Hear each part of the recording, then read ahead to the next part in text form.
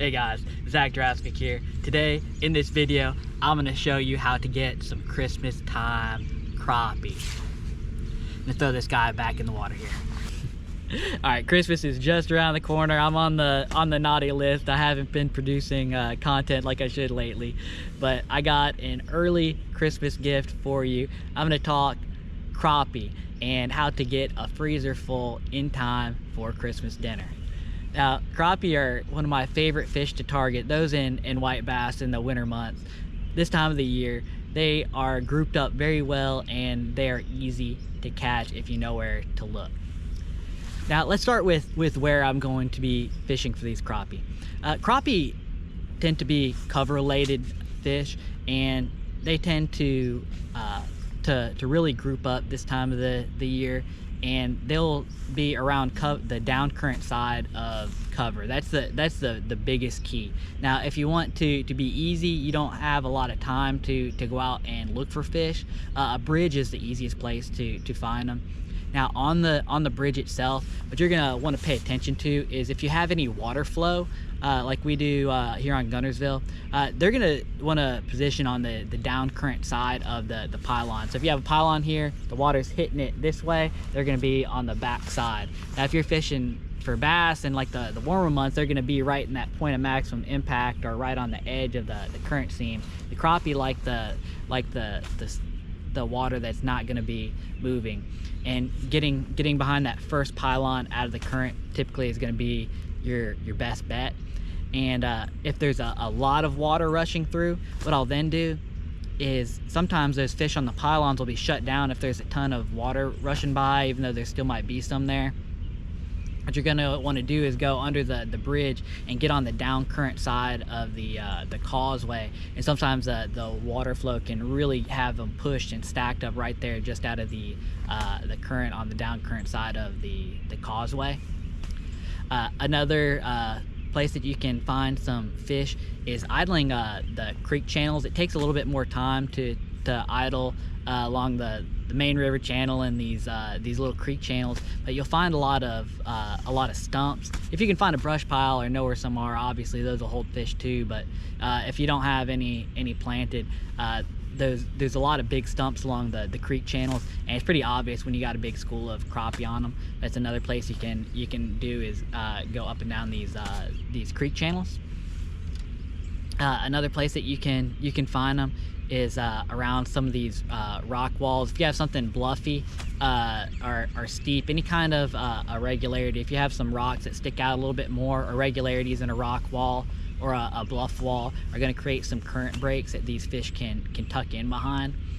If you have like a place that has fallen in, any kind of rock face that has slid down and juts out farther, is another place these fish are going to tuck behind. Really any kind of protrusion, dock sticking out on the river, any barge tie downs, just basically getting on the down current side of cover is going to be the most important. Then the next thing you got to do is just figure out the depth, which you can use your 2D or you can use live scope to see how deep they're holding, and you basically just want to try to keep the bait above the fish.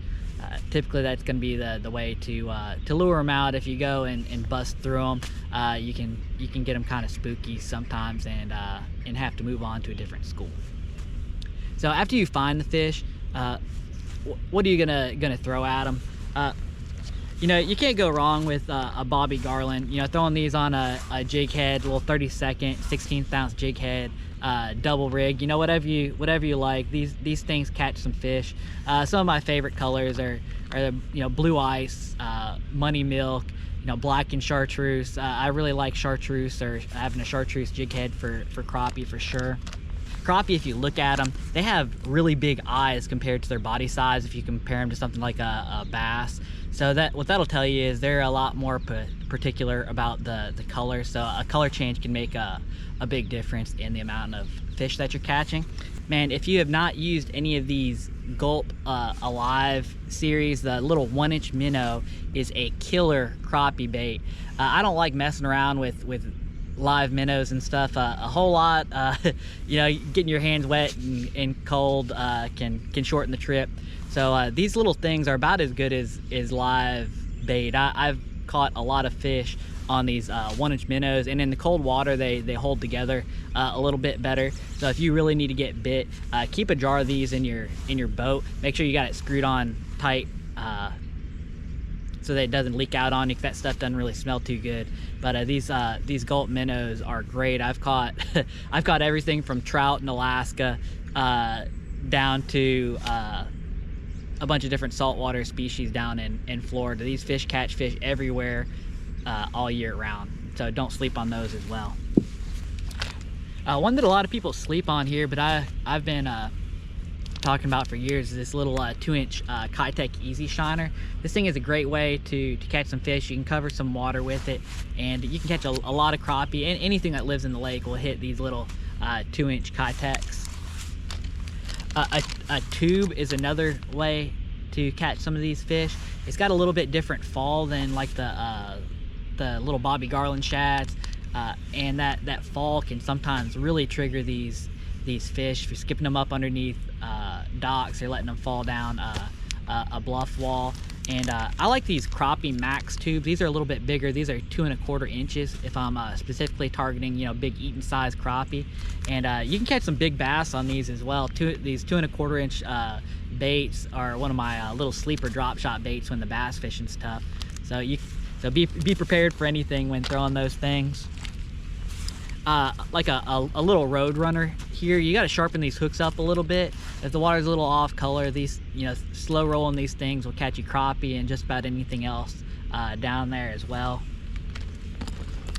A jerkbait, man, I've been catching so many crappie while bass fishing with my jerkbait. Really, I think all of my crappie that I've caught that have been over that 16-inch range have come on a jerkbait. So if you want to catch a mixed bag, or if you want to just catch a really big crappie, man, these little Megabass 110+1 juniors can really get you bit on some big crappie.